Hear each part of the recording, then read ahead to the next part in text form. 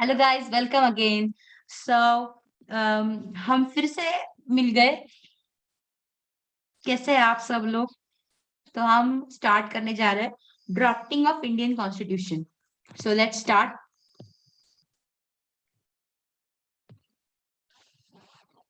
Drafting मतलब क्या? Drafting मतलब लिखना।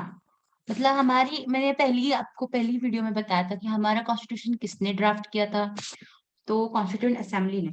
तो कैसे कैसे हुआ, उसकी हिस्ट्री क्या थी, वो हम अब देखने वाले हैं। ठीक है,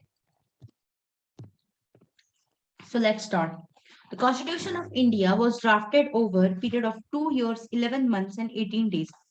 देखिए कितना साल लगा कॉन्स्टिट्यूशन ड्राफ्ट करने में। तो 2 years 18 months and 18, sorry, 2 years 11 months and 18 days. 2 years 11 month 18 days. 2 years 11 month 18 days. 2 years 11 month 18 days. फिर से again. 2 years 11 months 18 days. Okay. Then Jawaharlal Nehru moved the objective resolution in Assembly on 13th December 1946. It was adopted by Assembly on 22nd January 1947. Jawaharlal Nehru जी ने अपना जो resolution है, move the objective resolution. Objective मतलब ये मैं चाहता हूँ, ऐसा रिजोल्यूशन उन्होंने पुट कब किया? 13 दिसंबर 1946। 13 दिसंबर 1946। Okay. It was adopted by Assembly on 22nd January 1947. मतलब एक साल लग गया अडॉप्ट करने में। कब अडॉप्ट किया? 22nd Jan 1947. Okay. On 29 August 1947, a drafting committee with Dr. आ गए हमारे Dr. Ambedkar as chairman was formed on the basis of various reports submitted by the previous committee. On 29 August 1947, a drafting committee with Dr. Ambedkar as the chairman was formed on the basis of reports submitted by the previous committee. The drafting committee कब हमारी बनी? तो हमारी drafting committee बनी 13 सितंबर 1946 को। हमारी drafting committee कब बनी? 13 दिसंबर 1946. Who was the chairman? हमारे प्यारे प्यारे honourable doctor B R Ambedkar ji. And it was adopted by Assembly on 22nd January 1947. On 29 August 1947, a drafting committee with Dr. Ambedkar as a chairman was formed on the basis of various reports submitted by the previous committee. On 29 August 1947, the President of the Constituent Assembly of India signed the draft on 26 November 1949 and it was enacted on 26 January 1950. President मतलब हमारे B R Ambedkar जी ने assembly constituent assembly of India के जो president थे, उन्होंने sign कब किया? 26 November 1949. It was enacted on 26 Jan 1950. 99th Amendment Act passed by Lok Sabha on 13 August 2014. 99th Amendment कब हुई?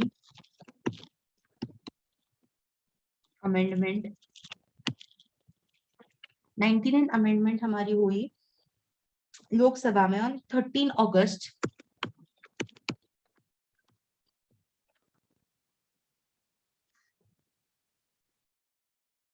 2014। फिर से आपको बताती हूँ, मुझे लगता है सब कंफ्यूज हो गया। तो हमारी जो कॉन्स्टिट्यूशन है उसको बनाने में कितने दिन लगे? 2 साल 11 महीने 18 दिन। ओके। फिर जवाहरलाल नेहरू जी ने मूव किया objective resolution in assembly. Objective resolution मतलब ये मेरा ऑब्जेक्टिव है, मैं इसको रेजोल्यूशन मतलब प्रेजेंट कर रहा हूँ। जवाहरलाल नेहरू जी ने कब किया? तो 22 जनवरी 1947। 22 जनवरी 22 मतलब 22 जनवरी 1947 मैं अपना रेजोल्यूशन दे रहा हूँ। फिर on 29 January 1947, a drafting committee with Dr. Honorable Dr. Baba Saheb Ambedkar ji as a chairman was formed on the basis of various reports submitted by previous committees. Resolution किसने दिया? हमारे प्रिय जवाहरलाल नेहरू जी ने। उस पर काम करना किसने स्टार्ट किया? बी.आर. अम्बेडकर जी ने। और कब कब स्टार्ट किया? उन्होंने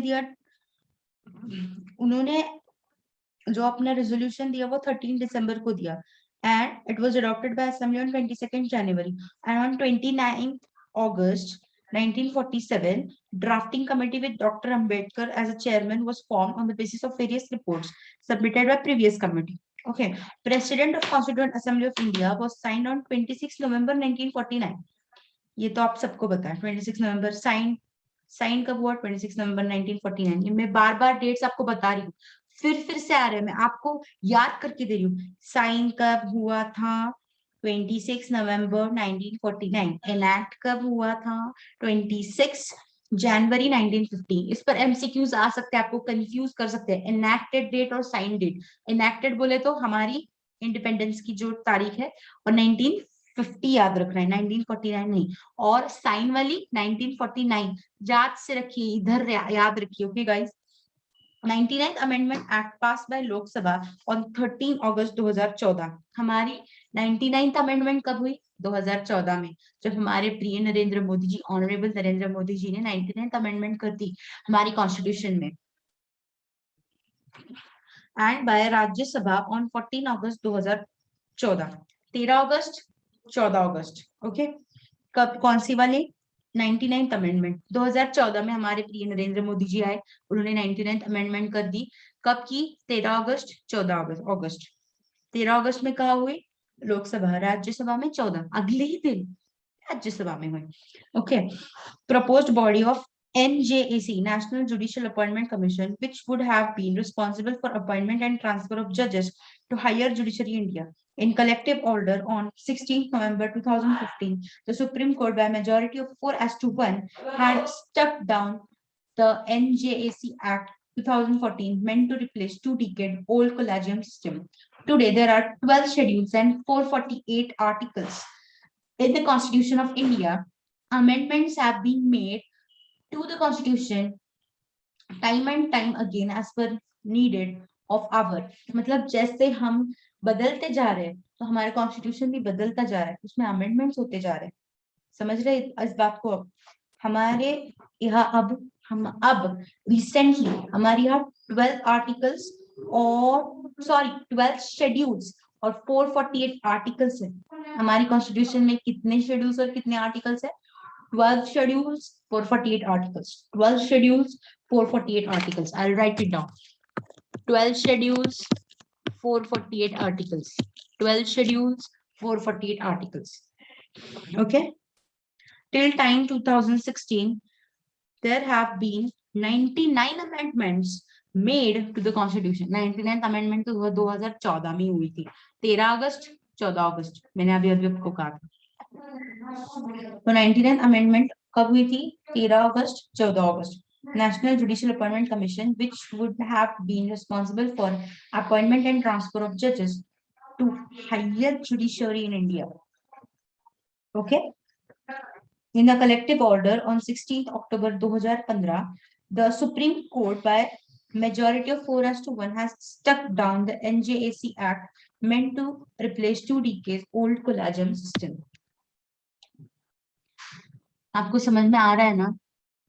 आप मुझे प्लीज कुछ तो रिप्लाई दीजिए, कुछ तो रिव्यू दीजिए, because I need anything. You आप जो कुछ भी सोच रहे हैं मुझे बता दीजिए। ओके, देन कमिटी और chairman. Union power committee Jawaharlal Nehru ji, drafting committee doctor B R. Ambedkar. मतलब जैसे कमिटीज है उनके चेयरमैन कौन कौन है वो हम देख रहे हैं। लिस्ट इधर याद करने का, लिस्ट क्या करने का? याद करने का। मैं आपको बताती जा रही हूँ, आप लिखते जाइए, नोट करते जाइए। Okay, union power committee. Union power committee, power committee कहा थी? जवाहरलाल नेहरू जी। पावर जवाहरलाल नेहरू जी। यूनियन सेंट्रल, सेंट्रल मतलब यूनियन की जो पावर, मतलब सेंट्रल की जो पावर कमेटी थी जो कहा थी? Jawaharlal Nehru ji. Drafting doctor B R. Ambedkar, हमने जैसे देखा।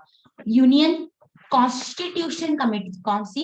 यूनियन कॉन्स्टिट्यूशन बनाने की जो कमेटी थी वो फिर से जवाहरलाल नेहरू जी के पास थी। Provisional constitutional committee Sardar Patel ji. Committee on fundamental rights and minorities Sardar Patel. Minority and constitution committee Sardar Patel ji. Rules of procedure committee Rajendra Prasad. Rules for procedure committee Rajendra Prasad. Rules for procedure मतलब ये ऐसे प्रोसीजर होगी, वो कहाँ पे थी? Rajendra Prasad ji, honourable Rajendra Prasad. The steering committee STEERING, not steering, steering committee doctor Rajendra Prasad आगे। फिर से बोलू, okay. 1 union power committee Jawaharlal Nehru ji. Second drafting committee doctor BR Ambedkar ji. Union constitution committee Jawaharlal Nehru ji. Provisional constitution committee Sardar Patel. Committee on fundamental rights Sardar Patel and minorities Sardar Patel. Rule of procedure committee Rajendra Prasad. Steering committee doctor Rajendra Prasad. Then amendment in Indian Constitution. Amendment means changes. So there are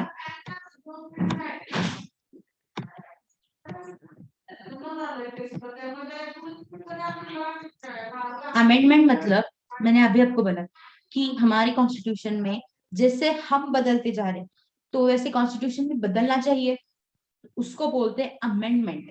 amendment means changes in the constitution. Amendment in Indian Constitution. The Indian Constitution has provided for amendment of Constitution as laid down in Article 368. तो amend करने का right किस article में है? Constitution article 368. Article 368 of Constitution has a right to amend. Indian Constitution has provided for amendment of Constitution laid down in Article 368. According to Article 368, notwithstanding, words पे याद रखिए, words पे ध्यान दीजिए, notwithstanding anything in this Constitution, Parliament may, in exercise of its constituent power, amend by way of addition, variation, or repeal any provision of this Constitution in accordance with the procedure laid down in articles. The power of Indian Parliament is quite distinct from ordinary law making power. मतलब law बनाना और law change करना दोनों अलग है। ऐसा article किसने बोला है? 368 article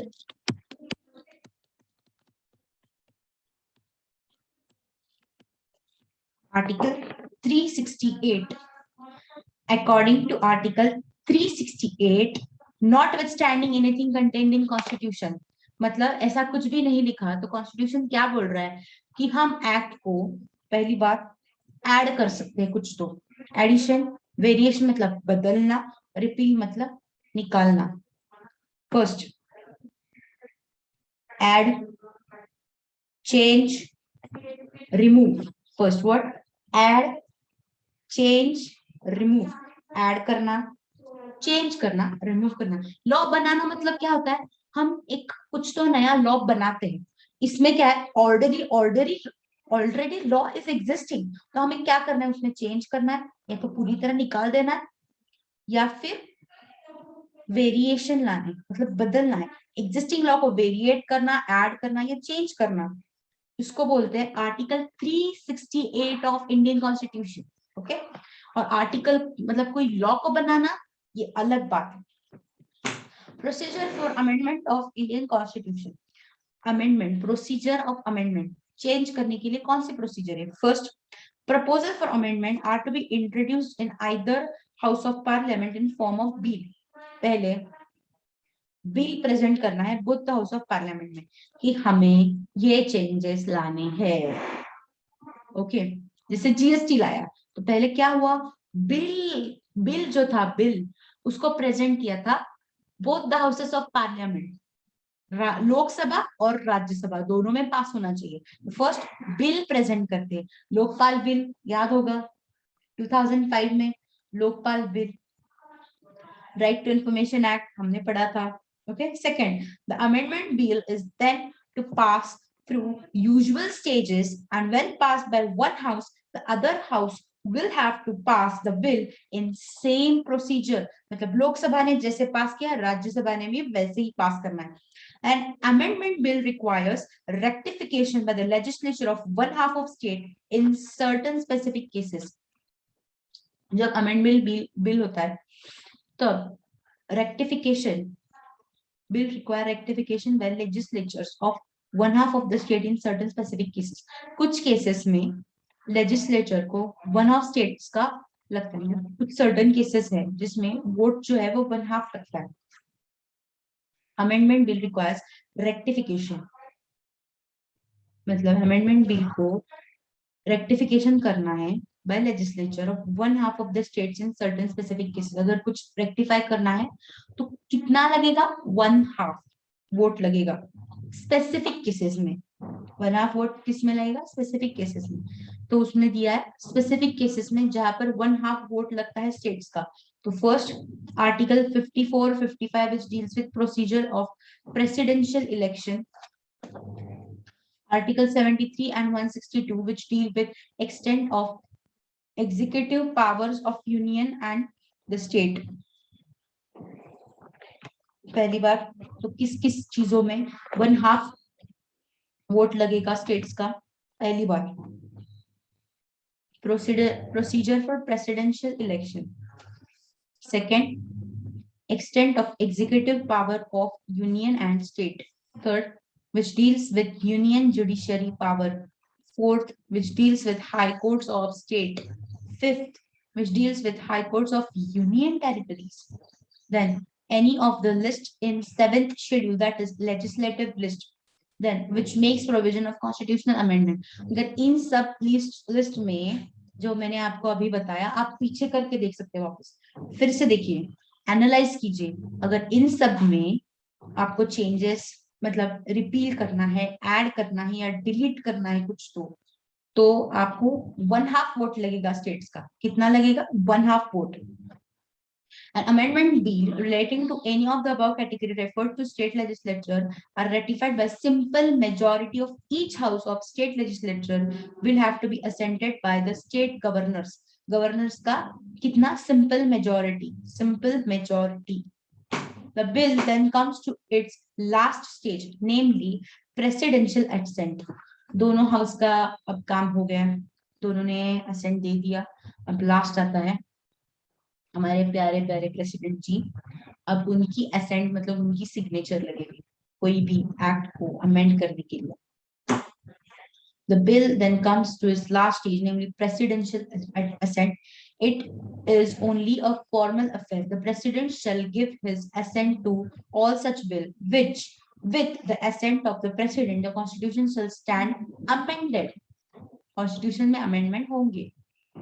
There are certain matters which, if they require amend, may be amended in the ordinary process of lawmaking. Such matter include formation of new states, reorganization of existing state, creation or abolition of upper houses in any state, but such changes shall not be deemed as constitutional amendment. Ordinary process में भी there are certain matters. ऐसे कोई matters है, they require amendment, may be amended in ordinary process of lawmaking. मतलब lawmaking में ही हम ऐसे ही amend कर सकते हैं. इसमें अब फिर से वो ये नहीं लगेगा बिल, फिर तो हाउस, फिर प्रेसिडेंट, ये नहीं लगेगा.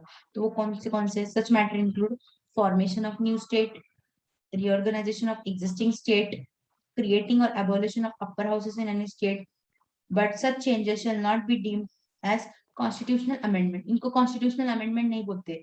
तो कौन? फॉर्मेशन ऑफ न्यू स्टेट, नया स्टेट फॉर्म करना, या फिर स्टेट को रीऑर्गेनाइज करना, या थर्ड क्रिएशन और abolition of upper houses of any state. Create करना या एबोलिश करना अपर हाउसेस ऑफ द स्टेट. इसको कॉन्स्टिट्यूशनल अमेंडमेंट नहीं बोलते. इसमें ये जो हमने अभी प्रोसीजर पढ़ी इसका कोई मतलब ये सब नहीं लगता. Then the 42nd Amendment Act provides that the court shall have a power to determine the validity of any constitutional amendment made by the Parliament. 42nd Amendment क्या बोलता है? No court shall have the power to determine the validity of any constitutional amendment. मतलब 42nd Amendment में Constitution ने खुद ही नहीं amend कर दिया कि हम amendment नहीं कर सकते.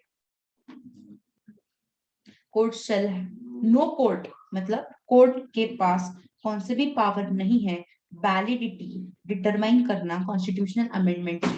ऐसा 42nd अमेंडमेंट में बोला, मतलब 42nd अमेंडमेंट हुआ कॉन्स्टिट्यूशन में, और उन्होंने बोला कि कोर्ट के पास कोई ताकत नहीं है हमारे ऊपर सवाल उठाने का। देन फिर से अमेंड किया, 44th amendment act tried to delete this provision, ये डिलीट कर दिया। But amendment to this provision had to be dropped because the Rajya Sabha did not accept it. राज्य सभा ने एक्सेप्ट नहीं किया इसे।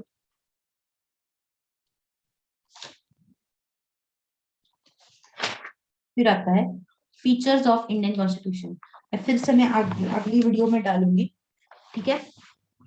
फीचर्स ऑफ इंडियन कॉन्स्टिट्यूशन, हमारा चैप्टर 1 कंप्लीट हो गया। ओके, बहुत बड़ा चैप्टर है, 2 घंटे से भी ज्यादा लगने वाला है।